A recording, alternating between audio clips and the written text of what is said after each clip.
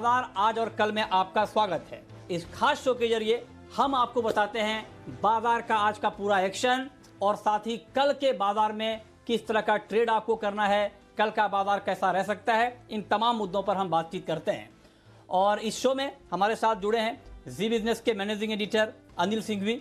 हमारे साथ एक खास मेहमान हैं HDFC सिक्योरिटीज के VK शर्मा साहब, और साथ ही मेरी पूरी रिसर्च टीम तैयार है जिनसे हम अलग अलग खबरों के बारे में जानेंगे।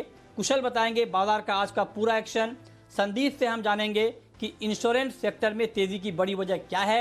देवांशी हमें बताएंगी यूरोप में लॉकडाउन खुलने से किसे फायदा होगा और नतीजों पर भी फोकस बना रहेगा। अंबुजा सीमेंट के नतीजों का विश्लेषण करेंगी मानसी, और इंडसइंड बैंक के नतीजों का विश्लेषण और एक्सिस बैंक का अनुमान बताएंगी पूजा। लेकिन सबसे पहले देख लेते हैं कि आज बाजार में किस तरह का एक्शन रहा है। आज हफ्ते का पहला कारोबारी दिन था। मार्केट तेजी के साथ बंद हुआ और सेंसेक्स और निफ्टी यहां पर एक मजबूती के साथ बंद होने में कामयाब रहे। बैंक निफ्टी में भी हमने तेजी देखी। पहले दिन कुछ अच्छे संकेत मिले, कोरोना को लेकर कुछ खबरें आई जो बढ़ने की रफ्तार है उसमें थोड़ा धीमापन देखने को मिला। इसने मार्केट के सेंटीमेंट को मजबूत करने का काम आज के कारोबार में किया है। चलिए आगे बढ़ेंगे, लेकिन उससे पहले अब आपको दिखाते हैं कि आज के बाजार पर, आज के मार्केट पर एडिटर्स टेक किया है। पहले हम आपको ये बता दें और उसके बाद चर्चा को आगे बढ़ाएंगे, क्योंकि आज का मार्केट महत्वपूर्ण था। हफ्ते का पहला कारोबारी दिन था और बाजार तेजी के साथ बंद हुए।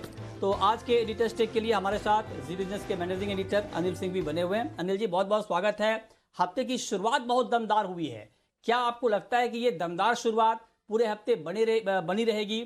आज के मार्केट पर ओवरऑल आपका व्यू है क्या? दुनिया भर के बाजारों से आज थे बेहतरीन संकेत। अमेरिका के फ्यूचर्स मजबूत, एशिया की दमदार शुरुआत और यूरोप ने भी बढ़िया तेजी दिखाई। तो इन सब के दम पर तेजी तो होनी थी, लेकिन सबसे बड़ा तेजी का कारण बना कोरोना के थोड़े से बेहतर आंकड़े। न सिर्फ अमेरिका में बल्कि यूरोप में भी थोड़े से कोरोना की रफ्तार कम होती हुई दिखी है, और इस संकेत को बाजार ने बहुत अच्छे से पढ़ा और उसके बाद जो आज बाजारों में तेजी आई वो काबिले तारीफ है। 9300 से थोड़ा सा नीचे जरूर निफ्टी बंद हुआ, लेकिन अब तक की पूरी तेजी में सबसे सेकंड बेस्ट क्लोजिंग हुई है 9300 के बेहद करीब। इसका मतलब क्लियर है बाजारों में मोमेंटम बड़ा स्ट्रांग है। एक्सपायरी का हफ्ता है, 3 ट्रेडिंग सेशन और है, और एक्सपायरी के हफ्ते की शुरुआत बाजार ने बड़े दमदार तरीके से की। तो इसका मतलब आप मानकर चल सकते हैं कि थोड़ा मोमेंटम और आगे की तरफ बढ़ सकता है। अमेरिका के फ्यूचर्स आज फिर से 200 पॉइंट ऊपर ट्रेड करते हुए दिख रहे थे। तो ऐसे में उम्मीद ये की जा रही कि अमेरिका में एक बेहतरीन ट्रेडिंग सेशन होगा, यानी कि कल के लिए भी संकेत बेहतर है। और शायद यही वजह थी कि बाजार अच्छी मजबूती के साथ बंद हो पाए। बैंक निफ्टी भी 20,000 के ऊपर जाकर बंद होने में कामयाब रहा। तो कुल मिलाकर FIs की तरफ से हल्की बिकवाली, घरेलू फंड की बिकवाली, इन सब के बावजूद जो कुछ मूड माहौल ग्लोबल मार्केट से बना है उसके दम पर आज हमने एक अच्छी क्लोजिंग होते हुए देखी है बाजार की। ओके, तो ये आज का मार्केट का पूरा एक्शन क्यों रहा इस पर आपने जाना। लेकिन आज ऐसी कौन कौन सी खबरें रहीं और उन खबरों के दम पर कौन कौन से ऐसे सेक्टर रहे जहां पर एक एक्शन का माहौल बना है, ये बताने के लिए हमारे साथ कुशल जुड़े हैं। कुशल, बताइए। तो कारोबारी हफ्ते के पहले दिन बाजार में आज अच्छी तेजी बनती हुई दिखी, जिसमें निफ्टी में देखेंगे तो पर्टिकुलरली बैंक्स और NBFCs काफी अच्छी मजबूती दिखाते हुए नजर आए। साथ ही जो FMCG काउंटर्स था उसमें ब्रिटानिया टॉप गेनर रहा। साथ निफ्टी में गिरने वाले शेयरों को देखेंगे तो NTPC, HDFC बैंक जैसे शेयरों में आज कमजोरी हमें देखने को मिली। सेक्टर वाइज देखेंगे तो वहां पे प्राइवेट बैंकिंग स्पेस आज लीड करता हुआ नजर आया, जिसमें RBL बैंक 9 से 10% की तेजी यहां रही। इंडसइंड बैंक भी नतीजों के पहले आज 6 से 7% का अपमूव दिखाया। इसने ITB स्पेस नतीजों के बाद शानदार नतीजे जो आए थे माइंड ट्री के, वहां पर रिएक्शन आज देखने को मिला। करीब 13-14-15% की इंटरडे तेजी यहां पर मूव आया। साथ साथ अगर आप टाटा इलेक्साई भी देखें तो यहां पर भी इक्वल लेवल की बढ़त हमें देखने को मिली। इसके साथ ही अगर आप NBFC स्पेस की बात करेंगे तो मनप्पुरम फाइनेंस, बजाज फिनसर्व, जो बजाज ट्विंस थे वहां पे अच्छी तेजी बनती हुई नजर आई। साथ ही FMCG जो है वो कंसिस्टेंट परफॉर्मर आज की तेजी में भी बनता हुआ दिखा, जिसमें ब्रिटानिया, टाटा ग्लोबल जैसे शेयरों में अच्छी खासी तेजी आज के सत्र में रिकॉर्ड होती हुई दिखी। साथ ही रियल्टी स्पेस जो है ये अच्छा मूव दिखाया, जिसमें ओबेरॉय रियल्टी, डीएलएफ और साथ साथ पेनिनसुला लैंड जैसे शेयर शामिल थे। और अंत में अगर आप इंश्योरेंस स्टॉक्स की बात करें तो यहां पर भी बढ़िया तेजी आईसीआईसीआई प्रूडेंशियल में 11-12% की तेजी के साथ साथ बाकी जितने भी इंश्योरेंस स्टॉक्स थे वहां पर भी अच्छी पॉजिटिविटी हमें आज के सत्र में बनती हुई नजर आई। तो ये कुशल ने आपको बताया कि खबरों के दम पर कहां पर एक्शन दिखाया। लेकिन अब रुक करते हैं अपने खास मेहमान का, वीके शर्मा साहब का। शर्मा जी, बहुत बहुत स्वागत है आपका इस खास कार्यक्रम में। मेरा पहला सवाल आपसे यही होगा कि आज के बाजार की इस तेजी को आप किस तरह से देख रहे हैं? क्या ये तेजी आपको टिकाऊ लग रही है? जी, याद कराना चाहूंगा मृत्युंजय कि मैंने लगातार कहा है कि ये महीना ये डेरिवेटिव्स का पॉजिटिव क्लोज आएगा 4 महीने की गिरावट के बाद। और एसेंशियली आज का मार्केट ये बताता है कि नीचे का जो लेवल है वहां पे मार्केट नहीं जाना चाहता है। मार्केट चाहता है कि 9350 के ऊपर बंद हो और 9390 जो इंट्राडे हाई है उसको भी पार करने की इसकी कोशिश है। लेकिन मैं ये समझूंगा कि इसको अगर फ्राइडे भी यानी शुक्रवार को भी पार करे, इस शुक्रवार का छुट्टी है सोमवार को, तो ये जो लेवल है 9390 का अगले सप्ताह में तो पक्का पार हो जाएगा। इस सप्ताह में पार हो जाए तो बहुत अच्छी बात है। तो ये मैं समझता हूँ कि ऊपर की ओर जाएगा। और ये मार्केट जैसे जैसे अभी लॉकडाउन खुलने की बात हो रही है सब तरफ, तो उस तरह से मैं समझता हूँ कि न्यूज़ भले ही खराब हो, डेटा आपको खराब हो, लेकिन मार्केट इसको पॉजिटिव दृष्टि से देखेगा और वो देखेगा कि किस तरह से इकोनॉमी वापस अपने ढर्रे पे आ सकती है। तो मैं तो आश्वस्त हूँ इस महीने की सीरीज पे और अगले महीने की सीरीज पे भी। ओके, तो आपको लगता है कि बाजार की ये तेजी टिकेगी? तो एक सवाल सर मेरा आपसे और होगा, अगर आप बताना चाहें तो ऐसे में कल के इंट्राडे के कारोबार में कहां पर नजर रखनी चाहिए, कहां पर ठीक ठाक ट्रेड बन सकता है? और इसके अलावा अगर कोई पोजिशनल ट्रेड करना चाह रहा हो तो उनको कहां पर नजर रखनी चाहिए? मृत्युंजय, बिल्कुल सही कहा आपने। एक स्टॉक का जिक्र किया था, टाटा कंज्यूमर। तो ये स्टॉक हमारे टेक्निकल एनालिस्ट को पसंद है। मेरा मानना है कि 349 पे जो स्टॉक क्लोज हुआ है इसका स्टॉप लॉस रखिए 339 और टारगेट इसका 370। ये एक दिन की ट्रेडिंग में आपको देखने को मिल सकता है। जो पोजिशनल ट्रेड की मैं बात करूंगा उसके अंदर जो टोरेंट फार्मा है वो स्टॉक मैं रिकमेंड कर रहा हूँ। और टोरेंट फार्मा का जो स्टॉक है वो 2519 पे क्लोज हुआ है। 2360 का स्टॉप लॉस रखें और 2800 का टारगेट पोजिशनल ट्रेड हफ्ते भर का है। इसमें ध्यान रखना ये चाहिए कि एक इसमें करेक्शन हुआ है टोरेंट फार्मा के अंदर, जो जिसको हम बोलते हैं कंटिन्यूइंग करेक्शन था, वो पूरा हो चुका और अब ये ऊपर की ओर अग्रसर है। इसमें जो टेल विंड है दोनों में ही, एक तो टाटा कंज्यूमर में तो एफएमसीजी का टेल विंड है और इसके अंदर फार्मा सेक्टर का टेल विंड है। दोनों ही सेक्टर अच्छा कर रहे हैं और दोनों ही के अंदर दिन में और एक दिन के अंदर और पोजिशनल ट्रेड में आपको फायदा होने के चांसेस हैं। ओके, तो ये राय आपकी इंट्राडे ट्रेडर के लिए और पोजिशनल ट्रेडर के लिए। चलिए आगे बढ़ते हैं। और आज इंडसइंड बैंक ने चौथी तिमाही के नतीजे भी जारी किए हैं। कैसे ये नतीजे रहे हैं, ये डिटेल जानकारी के साथ पूजा त्रिपाठी हमारे साथ जुड़ी हुई हैं। पूजा, बताइए। जी, पहले इंडसइंड बैंक के नंबर्स की बात कर लेते हैं, जो कि अब एक्सपेक्टेड थे कि 3:30 बजे के पहले ही आने चाहिए। यहाँ पर नंबर्स कमजोर आ सकते हैं और ये Q3 में ही जब कंपनी ने अपने नतीजे घोषित किए थे उसी में कहीं ना कहीं एक अंदाजा हो गया था कि यहाँ पर कमजोर नंबर्स देखने को मिल सकते हैं। कुछ अकाउंट्स हैं जहां पर की कंसर्न काफी ज्यादा है, उसके सामने बैंक प्रोविजनिंग काफी करेगी।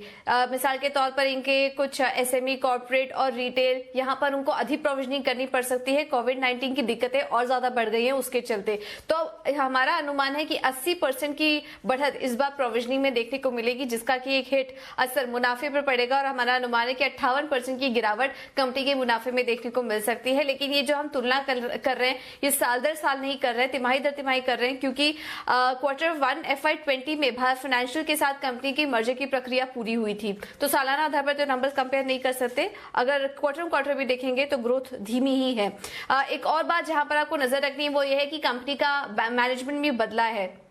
तो मैनेजमेंट जब बदलता है तो उसकी तरफ से भी कुछ नए बयान और बड़े फैसले देखने को मिल सकते हैं। तो इस बार कमेंट्री क्या आती है मैनेजमेंट की तरफ से, इस पर भी हमारी नजर रहेगी। ओके, तो ये तो आज का नतीजा हो गया, लेकिन कल यानी मंगलवार को एक्सिस बैंक के भी मार्च तिमाही के नतीजे आएंगे। कैसे नतीजे रह सकते हैं, क्या अनुमान है नतीजों को लेकर, ये बताने के लिए हमारे साथ पूजा बनी हुई है। पूजा, क्या अनुमान है एक्सिस बैंक के नतीजों को लेकर? एक्सिस बैंक के नंबर्स में देखिए कोर प्रदर्शन में तो कोई दिक्कत नहीं है, और उसका भी अंदाजा हमें Q4 के जब प्रोविजनल आंकड़े एक्सिस बैंक ने जारी किए थे उससे कहीं ना कहीं एक अंदाजा लग गया था, क्योंकि कंपनी के एडवांस ग्रोथ भी अच्छी थी 21% की, और डिपॉजिट में भी 24% की ग्रोथ देखने गई थी। तो प्रोविजनल आंकड़ों को देखते हुए एक अंदाजा लग गया था कि कोर प्रदर्शन में कोई दिक्कत नहीं है, मतलब ये क्वार्टर अच्छा ही रहेगा। अब यहाँ पर इंपॉर्टेंट अगेन मैनेजमेंट की कॉमेंट्री ही होगी। कोविड-19 के चलते इन्हें भी अधिक प्रोविजनिंग करनी पड़ सकती है, किन अकाउंट्स के सामने करेंगे, किस तरीके से करेंगे, रिटेल में कितना एक्सपोजर उसके सामने इनको कितना पड़ सकता है, ये तमाम कुछ पॉइंट्स होंगे जिस पर कि हमारी नजर रहेगी। ओके, तो शर्मा जी, आपने सुना सर दोनों नतीजों के बारे में। एक्सिस बैंक के नतीजे आने हैं और इंडसइंड बैंक के आ चुके हैं, तो इन दोनों कंपनियों में क्या आपको ट्रेड का रुझान दिख रहा है, क्या करना चाहिए आपके हिसाब से? जी माफ कीजिए, मेरा ये मानना है कि जो बैंकिंग क्षेत्र के अंदर जो मुझे सबसे अच्छा स्टॉक लगता है वो लगता है कोटक महिंद्रा बैंक। एक ये मैं अपना बता दूं।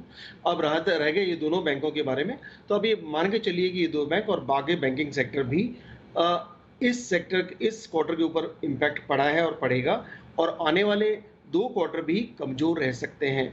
ऐसे वक्त के अंदर ये, और जो इसके खराबी है ये ऑलरेडी डिस्काउंटेड है, तो आप देखेंगे कि नतीजे जो अपेक्षा के मुकाबले अगर थोड़े खराब भी आते हैं तो भी उनके अंदर उतना नेगेटिव रिएक्शन नहीं होगा, बिकॉज वो ऑलरेडी डिस्काउंटेड है।